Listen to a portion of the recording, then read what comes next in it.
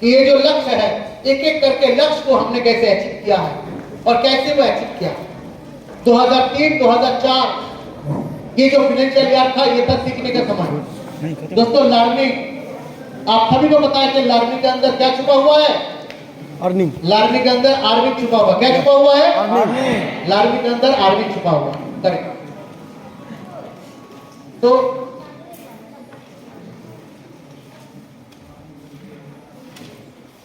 Okay ठीक है, इसको चल प्ले कर स्लाइड में लेकर चलिए। मैं आपको जरूर दिखाऊंगा कि लक्ष्य इसको हम बोलेंगे कैसे हमने एक एक करके एक लक्ष्य को हासिल किया, उसको मैं जरूर दिखाऊंगा। तो आपने अभी तक जो देखा कि डायरेक्ट सेलिंग इंडस्ट्री में हमको क्या मिलता है, क्या देता है डायरेक्ट सेलिंग इंडस्ट्री, और मेरे को क्या मिला उसके बारे में थोड़ा बहुत इंफॉर्मेशन आपको मिला।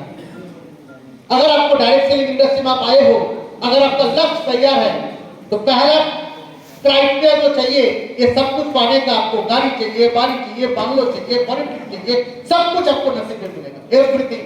बट उसके लिए आपको ड्रीमर बनना है, आपको लक्ष्य तैयार करना है, आपको गोल सेट करना है। यह पहला क्राइटेरिया। सेकंड क्राइटेरिया बहुत मोस्ट इंपॉर्टेंट क्राइटेरिया है, आपको प्रोफेशनल बनना पड़ेगा। क्या बनना पड़ेगा? प्रोफेशनल। क्या बनना पड़ेगा? प्रोफेशनल। आवाज नहीं आया, क्या बनना पड़ेगा? प्रोफेशनल। आवाज नहीं मिला, क्या बनना पड़ेगा? प्रोफेशनल। प्रोफेशनल बनना पड़ेगा। अभी मैं आपको बताना चाहता हूं प्रोफेशनल का मतलब क्या है। जो किसान खेती करता है 24 घंटा 24 आवर्स खेती के बारे में सोचता है, यस, वो उस फील्ड में प्रोफेशनल है। जो फुटबॉल खेलता है 24 घंटा फुटबॉल के पीछे भागता है, उसके पीछे फोकस्ड है, दे आर प्रोफेशनल फुटबॉलर। जो क्रिकेटर क्रिकेट खेलता है 24 आवर्स क्रिकेट को लेकर सोचता है, दे आर कॉल्ड प्रोफेशनल। जो सिंगर गाना गाते हैं 24 आवर्स उनके जिंदगी में प्रायोरिटीज है सिंगिंग, तो वो बोलते हैं सिंगिंग प्लेटफॉर्म में वो प्रोफेशनल। हमारे जिंदगी में कई सारे प्रायोरिटीज है। मैं आपको एक ऐसा चीज अभी बताने जा रहा हूं, इसको समझने के लिए थोड़ा सा फोकसिंग चाहिए। मेरे बातों में थोड़ा गौर कीजिए, बहुत सीरियस एक बात बोल रहा हूं। मुझे पता नहीं कि कितने लोग के दिल में बात पहुंचेगा, लेकिन ये श्योर है यहाँ पे जितने लोग बैठे हैं 5% लोगों के पास पहुंचे। अगर 5 लोगों के पास पहुंच गए ना, मेरे फीलिंग उस 5 लोगों के सबके लिए, क्योंकि सफलता सबको मिलेगा नहीं, उस 5% लोगों को मिलता है। सफलता उन लोगों को मिलता है जो लोग फोकस्ड होते हैं, अनफोकस्ड लोगों के लिए नहीं। जो ट्रेनिंग के दौरान बातचीत करेगा, इधर उधर देखेगा, उनके लिए बिजनेस है ही नहीं। वो लोग आ जाते हैं।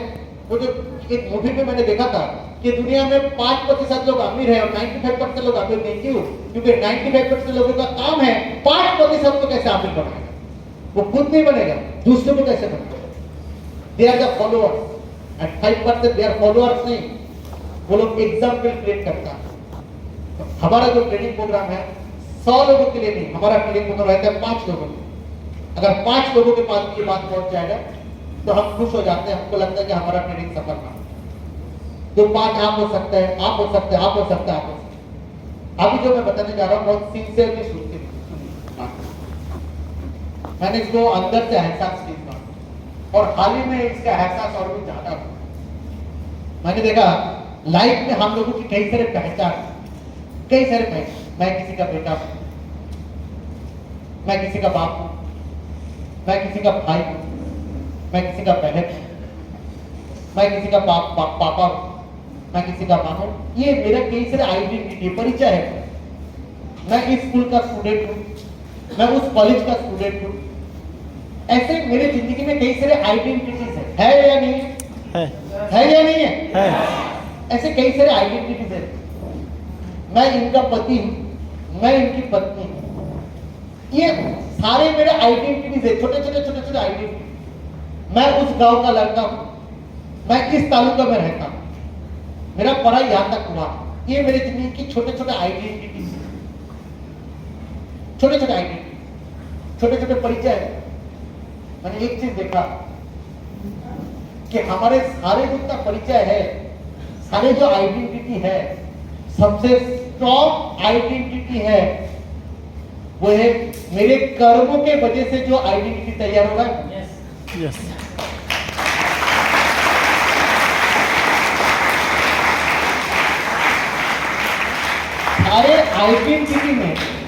सारे आइडेंटिटी में सबसे स्ट्रॉन्ग आइडेंटिटी है वो आइडेंटिटी जो मेरे कर्मों के वजह से तैयार हुआ। वही मुझे महान बनाएगा, वही मुझे फेमस बनाएगा, वही मुझे पॉपुलर बनाएगा। आप मुझे बताओ, विराट कोहली का पहचान अनुष्का शर्मा के हस्बैंड के हिसाब से है क्या? नो है क्या? नो सचिन तेंदुलकर का पहचान क्या अंजलि तेंदुलकर का हस्बैंड के हिसाब से है? नो है क्या? नो लता मंगेशकर जी का पहचान क्या आशा भोसले की बहन के हिसाब से है क्या? नो ये आइडेंटिटी उन लोगों को कहां से मिला? कहां से मिला? उन सभी लोगों का एक प्रोफेशनल फील्ड है, उन सभी लोगों का एक प्रोफेशनल फील्ड है, एक कर्म करने का जगह है, कर्म भूमि है उनका एक, जिसके साथ उन्होंने कभी खिलवाड़ नहीं। यस जिनको उनके जो आइडेंटिटी के ऊपर उस आइडेंटिटी को बचाने के लिए उन्होंने हाईएस्ट प्रायोरिटी दी। हम क्या करते हैं पता है? हम जिंदगी में बाकी सारे आइडेंटिटी को बहुत प्रायोरिटी देने के चक्कर पर मेरी जो प्लेटफॉर्म से जो कर्म से वजह से मेरे एक्चुअल आइडेंटिटी तैयार होगा उसको हम डिस्टर्ब करते हैं, इसको हम प्रायोरिटीज में रखते नहीं, इसको हम प्रायोरिटीज में रखते नहीं, बाकी सारे चीजों को प्रायोरिटी देते आगे रखते और किसी ना किसी जगह पे मेरे काम के वजह से मेरे जो आइडेंटिटी बन रहा है वो दब जाते हैं और बाकी सारे चीजों को प्रायोरिटी देते देते होता क्या मैं बता रहा हूं, कुछ दिनों के बाद जब एहसास होता है 60 साल उम्र के बाद मेरे को तो लाइफ में कुछ नहीं मिला, मैं तो लाइफ में कुछ अचीव नहीं कर पाया। किस लिए नहीं कर पाया? बिकॉज लाइफ में मैं सारे परिचय को मैंने बहुत ज्यादा बढ़ावा दिया बट उसको नहीं। प्रायोरिटीज जिंदगी में सेट करना बहुत इंपॉर्टेंट है कि आप अपने लाइफ में किसको ज्यादा प्रायोरिटी देंगे। मैं अभी आपको बताना चाहता हूं कि प्रोफेशनल लोग यूं नहीं बनते, प्रोफेशनल बनने के लिए कुछ प्रोसेस है। अगर आप प्रोफेशनल हो अपने फील्ड में, अपने कर्म की भूमि में, जो काम आप करते हो उसमें आप प्रोफेशनल हो, उसको आप अगर हाईएस्ट प्रायोरिटी दे रहे हो, उस फील्ड में आपका नाम, आपका आइडेंटिटी 100% होगा। सचिन तेंदुलकर कोई पोस्ट करता है तो कमेंट्स का इंतजार नहीं करता, ऐसे मिलियन कमेंट्स आ जाते हैं। हम लोग कमेंट्स का इंतजार करते हैं, किसी ने क्या लिखा बार बार फेसबुक करके चेक करते हैं। हम लोग करते हैं क्योंकि हम ऑर्डिनरी लोग हैं, वो लोग नहीं करते क्योंकि वो जानता है कि मैं सचिन तेंदुलकर हूं, मेरा एक पोस्ट का कीमत कितना हो सकता है, मैं कुछ भी लिखूं वो वायरल हो जाएगा। और मैं हम लोग बड़े बड़े डायलॉग बजे मार के भी 2 लोग लाइक मारता है, 5 लोग कमेंट देता है, हम खुश हो जाते हैं। तो मैं आपको बताना चाहता हूं, आइए थोड़ा देखते हैं कि प्रोफेशनल बनते कैसे हैं, कौन होते हैं प्रोफेशनल। आइए देखिए, आगे बढ़ते। आप लोगों ने कभी ऐसा क्रिकेट खेला? किसने किसने ऐसा क्रिकेट खेला? हाथ उठाओ। इसको बोलते हैं गली वाला क्रिकेटर। कई सारे लड़कियों ने हाथ उठाया, जोरदार ताली होना चाहिए लड़कियों के लिए भी। ऐसा क्रिकेट वो भी खेला। अभी देखिए, मुझे बताइए, ये जो बैट्समैन जो बॉल खेल रहा है इसका नाम पता है? वो जो बाजू में जो लाल वाला टी शर्ट पहन के ऐसे बैठे हैं इसका नाम पता है? नहीं। वो जो ऑरेंज कलर का टी शर्ट पहने हुए बॉल पकड़ने के लिए खड़े विकेट पर, पता है उसका नाम? नो। ये सारे लोग आप है, मैं हूं। ऐसा क्रिकेट हमने भी खेला। समय मिलते ही थोड़ा सा क्रिकेट खेल लिया, समय मिलते ही थोड़ा सा ये कर दिया, जैसे फुर्सत मिला टाइम वहां पे दे दिया। इसीलिए हम गली की क्रिकेटर बन के रहे। अभी आगे बढ़ते हैं, नेक्स्ट। ये कौन है?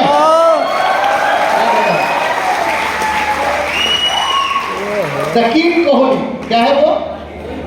तो क्रिकेट हम भी खेलते थे, क्रिकेट ये भी खेलता, ये भी क्रिकेटर है, हम भी क्रिकेटर है। फर्क क्या है? ये प्रोफेशनल क्रिकेटर है। कौन है ये? कौन है ये? इन्हें सिर्फ खेल के लिए क्रिकेट नहीं खेला, बल्कि उस खेल को ही अपना प्रोफेशन बना लिया। कई सारे लोग, हम लोग स्मार्ट वैली में आते हैं, खेलते खेलते आ जाते हैं। और तू है, चल मैं भी हूं। और तू है, चल मैं भी आ जाता हूं। और तू इन्वेट करे, चल मैं भी आ जाता हूं। तो सेल्फी वेल्फी खींच लेते हैं, सीनियर के साथ फोटो देख के पोज दे देते हैं। अरे धमाका। कुछ लोग खेल खेल में आ जाते हैं। इसकी समझ ही नहीं कि कहां पर वो आए। अब ये थोड़ा और आगे बढ़ते थे। ये कौन है, पहचानते आप? अभी छठ पूजा खत्म हुआ, कई सारी जगह में ऐसे आप देखोगे गाना बजाना होता नहीं होता है। सिंगर लता कंठी, रफी कंठी, ये लता मंगेशकर की गाना गाती है और ये किशोर कुमार का है कि नहीं? नाम जानते हैं आप इसको? नहीं। ऐसे सिंगर हमारे गली गली में बहुत सारे मिल जाएंगे।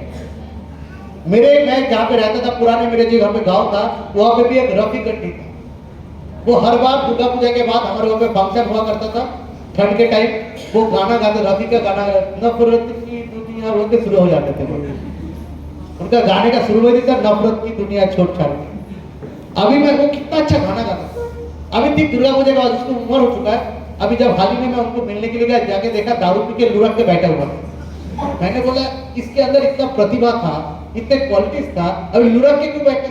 क्योंकि वो गाना गाता था, वो रफी की गाने में गानों को कभी प्रैक्टिस नहीं, खेल खेल में गाना गाते। कैसे गाना गाते थे? खेल खेल। बाथरूम सिंगर, जैसे बाथरूम में जाकर हम गुनगुना लेते हैं, एक आध बार हम लोग सारेगामा पे चले गए, इसमें चले गए, बस हम लोग हिट होने लगे, यूट्यूब पे थोड़ा बहुत हम लोगों को लाइक्स मिल जाते। ऐसे सिंगर आपको लाखों मिलेंगे। अब थोड़ा आगे बढ़े, ये कौन? लता मंगेशकर। अभी बताओ, अभी बताइए दोनों में फर्क क्या? वो लोग भी गाना गाते हैं, ये लोग भी गाना गाते, फर्क क्या? प्रोफेशनल। वो लोग खेल खेल में गाना गाते थे, ये तो पापी पेट का सवाल था इसीलिए गाना गाते। ये दोनों पापी पेट के लिए गाना नहीं गाए, इन्होंने साधना किया। क्या क्या? साधना। गाना क्या था उसका? साधना। साधना करते थे। आज भी आशा भोसले पूछ के देखिए, आज भी सुबह 4 बजे उठता है, 5-5 घंटा रिवाज करते हैं घर में। 85-86 उम्र हो चुका है, 86 एज में 5-5 घंटा रिवाज करते हैं। इसीलिए आज भी जब स्टेज में आते तो सब लोग बड़े बड़े ए आर रहमान साहब, बड़े बड़े म्यूजिक डायरेक्टर श्रद्धा से उनके आंखें झुक जाते हैं। ऐसे नहीं देखो, बच्चे भी गाने लगे।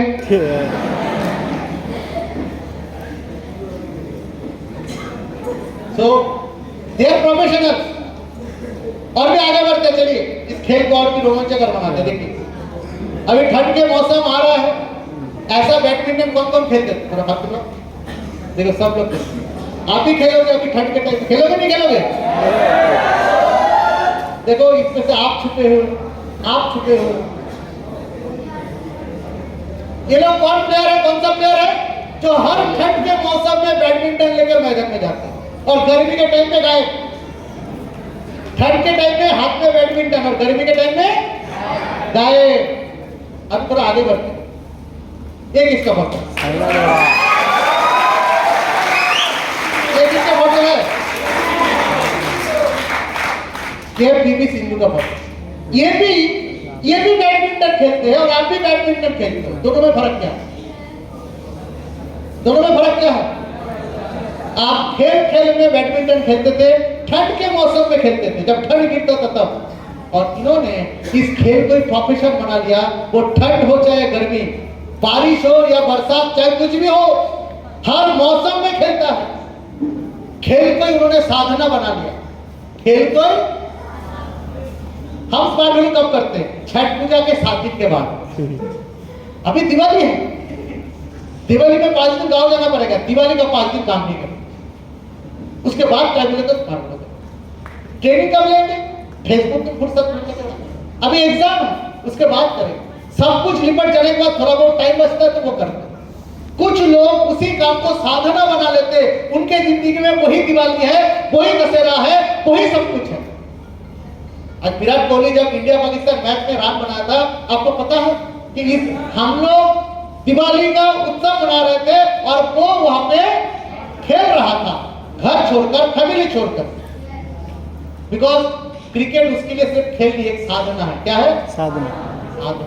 क्या हम अपने कर्मों को साधना के जैसा करते हैं? हमको विराट कोहली जैसा सक्सेस चाहिए, हमको सचिन तेंदुलकर जैसा नाम चाहिए, हमको हमको शाहरुख खान की तरह फेमस बनना, सलमान खान की तरह फिगर चाहिए। लेकिन उन्होंने जो साधना किया वो हमको करना है। तो अगर हम प्रोफेशनल बनते हैं तो हर चीज पॉसिबल। मैंने गरीब से गरीब लोगों को देखा इस प्लेटफॉर्म की वजह से अपने जिंदगी को चेंज कर। एक रिक्शा वाला जब देखते हैं टांगे वाले, वो कितना मेहनत करते हैं, साधना की तरह करते हैं, लेकिन फिर भी अपने लाइफ को बदल नहीं पाते। क्यों? क्योंकि जिस रास्ते में वो चला है उस रास्ते में बदलने का कोई चांस ही नहीं। मैंने अपने दादाजी को देखा, हर दिन 8 घंटा करके 10 घंटा करके वो जॉब में जाते थे। अपने जिंदगी का 60 साल तक 40 साल उन्होंने एक जगह पर फोकसफुली काम किया, हर दिन 8 घंटा करके ड्यूटी देते थे। लेकिन वो मिडिल क्लास से आगे नहीं बढ़ पाए। मिडिल क्लास था, मिडिल क्लास की जिंदगी जीकर उन्होंने चल बचा। मेरे पिताजी वो भी अपने लाइफ का 40 साल किया नौकरी में, कुछ बदलाव नहीं हुआ। उन्होंने भी डेली 8 घंटा काम करते थे, कुछ बदलाव नहीं हुआ। क्योंकि वो प्लेटफॉर्म ऐसा है जिसमें आप साधने की तरह काम भी करोगे, बदलने के चांस कम है। लेकिन हमने स्मार्ट वेव को देखा 4 से 5 साल, तो अगर 4 से 5 साल साधने की तरह इसको करते हैं, साधने की तरह इसको ले लेता है। अब 18 साल उम्र से शुरुआत करोगे, 4 साल 22 साल उम्र में आप अपने आप को पहचान नहीं पाओगे। आप 22 से शुरुआत करते हो, 26 में अपने आप को पहचान नहीं पाओगे। और 26 से स्टार्ट करते हो तो 30 साल में आपका लाइफ बदल जाएगा। 30 से स्टार्ट करते हो तो 35 के अंदर बदल जाएगा। 4 से 5 साल में जिंदगी बदलने वाला कोई प्लेटफॉर्म है तो डायरेक्टली इंडस्ट्री प्लेटफॉर्म। आगे बढ़ता हूं, थोड़ा आगे बढ़ो। Steps to become professional. Professional बनने का स्टेप क्या है? सर मैं प्रोफेशनल कैसे बनूं? रास्ता बताओ। रास्ता जानना चाहोगे? यस। चाहिए रास्ता बताओ। ये है 4 प्रोसेस, ये 4 रास्ता है। पहला रास्ता है एजुकेशन। पहला रास्ते का नाम क्या है? एजुकेशन। दूसरे का नाम क्या है? एग्जामिनेशन। तीसरा नाम क्या है? एक्सपीरियंस। चौथा नाम? एथिक्स। एथिक्स। पहला है एजुकेशन। क्या है वो? एजुकेशन। कोई भी चीज में प्रोफेशनल बनने के लिए आपको एजुकेशन, लर्निंग एक्सपीरियंस की जरूरत पड़ता है। आज आप ट्रेनिंग में आए हो, कुछ चीज सीख रहे हो, ये सीखना जरूरी है। और हम स्मार्ट वेव में सीखते हैं 2 तरीके से। एक ट्रेनिंग में, यूट्यूब चैनल, किताब, सीनियर की काउंसलिंग, ये सारे चीज अगर आपके साथ हो रहा है तो इसको मिस मत करना। और दूसरा है मार्केट में जाकर कस्टमर हमें कुछ सिखाते हैं, उसके बिहेवियर, उनकी रिजेक्शन, उनकी कम्युनिकेशन, हमको कई सारी चीज सिखाते हैं। तो ये 2 तरीके से हम सीखते हैं, एक सीनियर की तरफ से, ट्रेनिंग से, यूट्यूब चैनल से, किताबों से, और दूसरा प्रैक्टिकल काम करके। ये 2 सीख हमको सीखना ही चाहिए। सर कस्टमर हमें नो बोल रहा है, वो भी क्या सीख है? 100% वो सीख है, 100% वो सीख है। अगर आपको मार्केट में, अगर आपको एक्सपीरियंस नहीं हो रहा है, मार्केट में काम कर रहे हो, कस्टमर आपको रिजेक्शन नहीं कर रहा है, तो आपको सफलता भी नहीं मिलेगा। क्योंकि रिजेक्शन ही है आपको बहुत दूर तक लेके जाएगी, आपको एहसास दिलाएगा। रिजेक्शन से एहसास आता है। मैं आपको गीता का एक छोटा सा पार्ट मैं आपको सुनाऊंगा, जिसमें कुंती देवी का एक रोल है। कुंती एक जगह में बोलता है कि मेरे को जिंदगी में कई सारे दुख मिला, कई सारे सुख भी मिला, कई दुख भी मिला और सुख भी मिला, लेकिन एक जगह में बोलता है कि मुझे सुख की जरूरत नहीं, मुझे दुख दे दो भगवान। वो भगवान से दुख मांग रहा है। क्यों मांग रहा है भगवान का दुख? बोले मुझे दुख दे दो, मुझे सुख की जरूरत नहीं, क्योंकि जब जब मैं दुखी होता हूं आपके प्रति मेरा खींच, आपके प्रति मेरा अट्रैक्शन बढ़ जाता है, तब मैं आपको ढूंढता हूं और आपका दर्शन होता है। हर बार दुख आता है, हर दुख में आपका दर्शन की चाहत होता है, आपके पास जाता हूं और आपका दर्शन होता है। और जब आपके दर्शन होता है उससे बड़ा सुख और कुछ है ही नहीं। इसलिए भगवान मुझे दुख दो, हर दुख में मैं आपका दर्शन कर पाता हूं। मुझे दुख दो, मुझे सुख की जरूरत है। देखा, मैं एग्जैक्टली श्लोक पता नहीं, उसकी एक्सप्लेनेशन मैंने बताया। इस बिजनेस को जब मैं किया ना, कई बार ऐसा मेरे मन में हुआ, मेरे दोस्त मुझे मना किया, मेरे घर वाले मुझे मना किया, मेरे रिश्तेदार मुझे मना किया। मैं शुरुआत में 100 लोगों के पास गया, 100 लोग मुझे मना किया इस बिजनेस के बारे में। जो सोच के गया था कि लोग एक्सेप्ट करेगा मुझे, लोग हाईली एक्सेप्ट करेगा मेरे को, लोग एक्सेप्ट नहीं किए। तुम इंजीनियर हो, तुम ये बिजनेस क्यों कर रहे हो?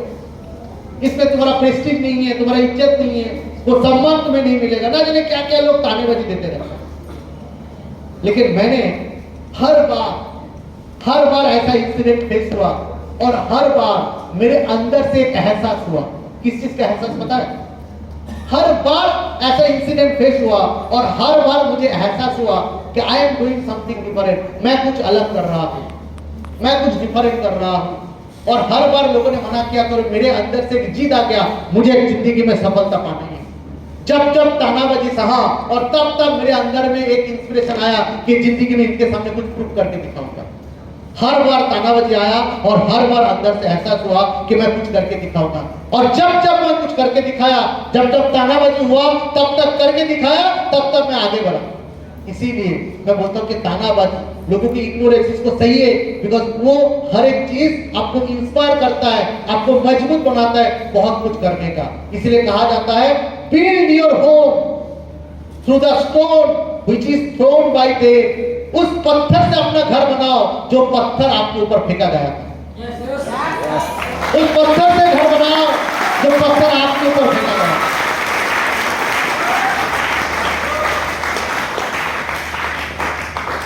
वो होगा आपका सही जवाब। तो हर एक सिचुएशन का फायदा लेने की कोशिश। जब लोग मुझको बोलता है कि मैं करूंगा नहीं, मैं घर में जाकर एनालिसिस करता था, ये बंदा क्यों ऐसा बोल रहा है। जब मेरे को कोई बोलता था मेरे पास पैसा नहीं आने का, मैं समझ रहा हूं कि ये बहानाबाजी दे रहा है। घर आके सोचता था ऐसा क्या चीज हुआ कि वो मुझे बहाना दे रहा है। जिस प्लेटफॉर्म में पैसा नहीं लगता, जिस प्लेटफॉर्म में गाड़ी बाड़ी बांग्लो फेम नेम सब कुछ है, फिर भी वो एक्सेप्ट क्यों नहीं कर रहा है। घर में जाकर मेरे को सोचने पे मजबूर कर देता था। तब मैं अपने आप को पाता हूं, मैं तब मैं अपने आप को एक नया तरीके से डिस्कवर करने की कोशिश करता हूं कि जरूर मेरे कम्युनिकेशन स्किल में कुछ प्रॉब्लम हुआ होगा, जरूर मैंने ठीक तरह से फ्लो नहीं किया, जरूर मैं ज्यादा बोल दिया, मैंने उसको टेक अवे नहीं किया। हर बार हर एक नो मुझे नई चीज सीखने के लिए जगह दिया। मेरे कम्युनिकेशन में बदलाव हुआ, मेरे प्रेजेंटेशन स्किल में बदलाव हुआ, मेरे फॉलोअप में बदल आया। हर एक काका बाबू मुझे बदलने की एक नया रास्ता दिखाया। हर काका बाबू, हर राय बहादुर, तो हर एक काका बाबू को मैं नमन करता हूं कि उनके वजह से आज सुरजीत अधिकारी जहां पे भी है, हर वो नेगेटिव पीपल के लिए कि उन्होंने मुझे आगे बढ़ने के लिए वो जो ऊर्जा चाहिए वो उन्होंने दिया, मेरे को फिल्टर करके आगे बढ़ने का रास्ता। तो एजुकेशन, ये एजुकेशन आपके पास होना चाहिए। अगर एजुकेशन आपके पास है तो आप एग्जामिनेशन कौन लेता है हमारे यहाँ पे? हमारे यहाँ के टीचर एग्जाम नहीं लेते हैं, हमारे यहाँ पे कस्टमर एग्जाम लेता है। कौन लेता है? कस्टमर। और अगर हमारा एजुकेशन अच्छे से हुआ, मुझे अगर डिजिटल स्किल, डिजिटल राइज, मुझे अगर डिजिटल स्किल के हमारे डिजिटल मार्केटिंग के जो कोर्स है उसको अगर अच्छे तरीके से मुझे पता है, डिजी स्मार्ट वन अगर अच्छे से पता है, मैं जो कोर्स प्रमोट कर रहा हूं उसको अगर अच्छे से पता है मेरे को, ये लर्निंग मेरे पास अगर है तो कस्टमर का कोई भी सवाल का मैं जवाब दे सकता हूं। यस और नो? यस। तो लर्निंग अगर अच्छा होगा तो एग्जामिनेशन, सामने वाला कस्टमर का सवाल जवाब मैं अच्छे से दे पाऊंगा। इसीलिए माय डियर फ्रेंड्स, मैं आपको कहना चाहूंगा, जब भी आप पढ़ाई कर रहे हो, ट्रेनिंग देख रहे हो, ध्यान से देखो, साधने की तरह उसको करो, कैजुअली मत लो। कैजुअली 10 साल स्मार्ट वैल्यू में दोगे कुछ मिलेगा नहीं, 20 साल दोगे कुछ मिलेगा नहीं, थोड़ा बहुत अचीवमेंट होगा, लेकिन साधना की तरह करो, साधना की तरह। अब भटक जाओगे तो प्रॉब्लम। सिल्वर अचीवर बन गया, गर्लफ्रेंड बॉयफ्रेंड हो गया। जिंदगी में जिस लड़का है लड़की का हाथ भी किसी छूता नहीं था, अब स्टेज में अगर उसके गले में माला पहनाया जाए, वो तो सोच रहा है होगा, वो खुश हुआ, कितना खुश हुआ कि बोल नहीं पा रहा। सिल्वर अचीवर गले में 10 माला, जैसे गोल्ड बन गया अभी 20 माला लगा रहा है। अभी हजारों लड़कियां हैं, माँ बहन है, वो लोग भी गले में माला दे रहे हैं, वो सोच रहे हैं कुछ अलग ही सोच, अरे इतने लड़के ने मुझे गले में माला पहना के, मैं तो कुछ हूँ, मैं तो बहुत साला, मैं तो सांप बन गया। बस जिनके साथ कोई हैंडशेक नहीं करता था, अभी सब लोग उसके साथ सेल्फी खिंचाने के लिए लाइन लगा देते। वो तो सोचने लगता है मैं तो बहुत बड़ा हीरो हूं, वो हाथ नहीं धोता है, वो फोटो देखता रहता है, इंस्ट्रक्शन देना चालू करते हैं, मनी मान होगा, वो खुश इतना खुश है, मतलब खुशी का जाहिर नहीं करता। तो लोग वहां पे भटक जाते। वो 4 साल साधना करने की बात में बोले थे, 4 साल साधना करो, और उनको 2 साल में साधना मिल गया, शादी करके लिपट गए, हो गया उसका साधना। हो गया ये साधना बोले तो 4 साल तक आपकी जिंदगी की कुछ जरूरत है आपकी मम्मी, आपके पापा, आपके परिवार, आपके रिश्तेदार, आपकी खुद की पहचान, पहले ये मेरे लिए प्रायोरिटी है। This is my priority. Vinod Kambli, मैं आपको बता रहा हूं, विनोद कांबली का नाम जानते हो? यस। विनोद कांबली और सचिन तेंदुलकर जब बॉम्बे क्रिकेट ग्राउंड में वानखेड़े स्टेडियम में प्रैक्टिस करता था, उन दोनों का सेम कोच था। उन दोनों का सेम कोच था। Under the same coach, same guidance, दोनों को ट्रेनिंग मिला। और कहा जाता है विनोद कांबली का जो टैलेंट था वो सचिन तेंदुलकर से ज्यादा स्ट्रॉन्ग। और शुरुआत जब दोनों ने इंटरनेशनल डेब्यू किया, मैदान में खेलने गए क्रिकेट, विनोद कांबली ने ऐसा कुछ सेंचुरी लगाया, लोग बोलने लगा कि ये इंडिया की महानतम क्रिकेटर में से ये बनने जा रहा है। लेकिन आफ्टर सम टाइम, 4 से 5 साल के बाद विनोद कांबली को थोड़ा बहुत सक्सेस क्या मिल गया, वो डिफोकस हो गए। वो सोचने लगा मैं तो सेलिब्रिटी हूं, मूवी में चला गया, सिनेमा में चला गया। और अंतिम में कुछ दिन पहले पेपर में खबर आया 20,000 का नौकरी के लिए वो तलाश रहा है, महीने की 20,000, जो एक समय में इंडियन क्रिकेट टीम में सरताज बन के बैठ गया था, अभी 20-30,000 नौकरी के लिए तलाश रहा है। Can imagine? एक महानतम क्रिकेटर जो बन सकता था, उनके लाइफ में क्या चेंजेस आए। और सचिन तेंदुलकर उनसे कम टैलेंट लेकर आज इतने सालों से राज कर रहे, क्रिकेट का भगवान बन गया। फर्क कहां पे?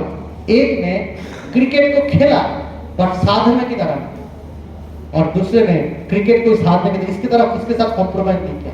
ऐसा काम किया ही नहीं जिस काम की वजह से मेरे कर्म भूमि में कोई दाग लगे। ऐसा काम उन्होंने किया है।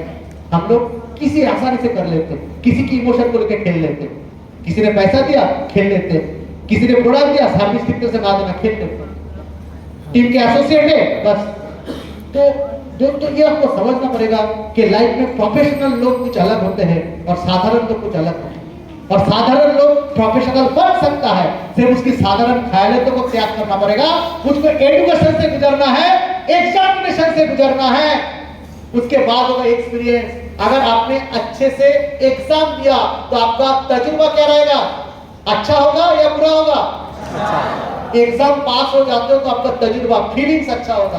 और जब फीलिंग्स अच्छा होगा, एक्सपीरियंस अच्छा होगा, तब बार बार आप उस काम को करने जाओगे, करने लगोगे। लेकिन आपका एक्सपीरियंस, मार्केट में जाते हो डिग्री नहीं आया, सेल नहीं आया, क्यों? क्योंकि आपका एक्सपीरियंस खराब क्यों हुआ? क्योंकि एग्जामिनेशन में फेल हो गए। एग्जामिनेशन में क्यों फेल हो गए? क्योंकि एजुकेशन सही ढंग से।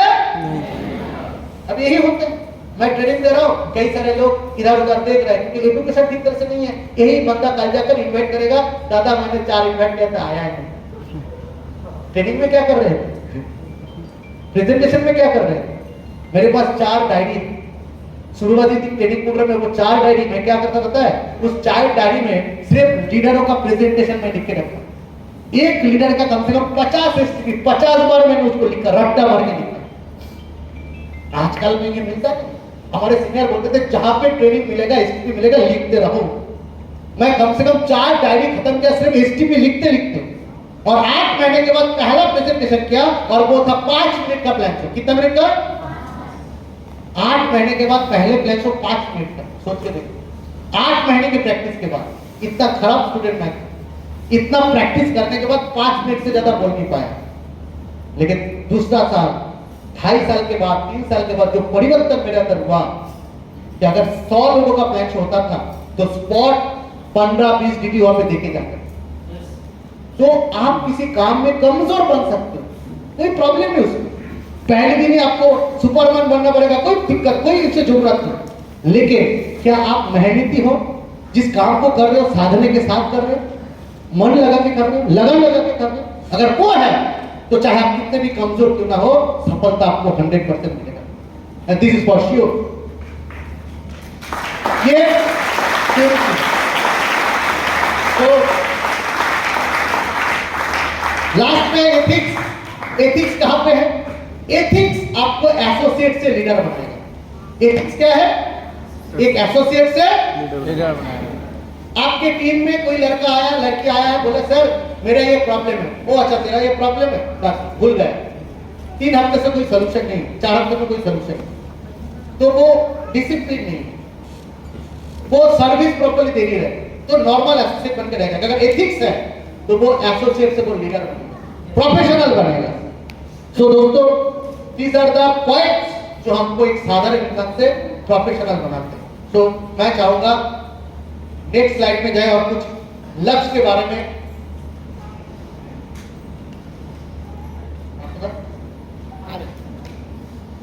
तो मैं चाहूंगा कि जो लक्ष्य के बारे में मैं आपको कुछ बोला था, उसको दो चार चीज मैं आपको शेयर करूं। जो भी देखा आपने, मेरे बात को सुना, वो सारे सुना है आपने, बट देखा नहीं। मैं आपको दिखाना चाहता हूँ मेरे लाइफ में क्या क्या अचीवमेंट हुआ, सक्सेस स्टोरी। थोड़ा सा आप भी तक देखे इसको कि एक आम इंसान, एक आम लड़का जिंदगी में कहां पे कहां तक पहुंच सकता है और एक डायरेक्शन